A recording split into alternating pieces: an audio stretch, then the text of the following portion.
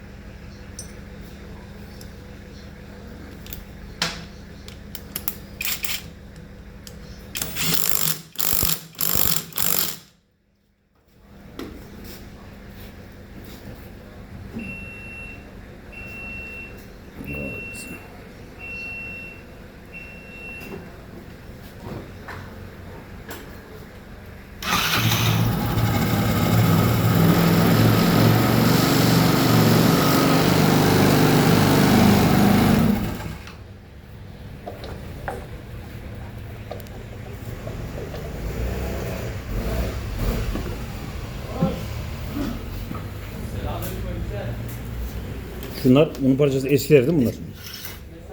Eski onlar. Tamam. Evet arkadaşlar motorun debriyaj değişimi yapıldı.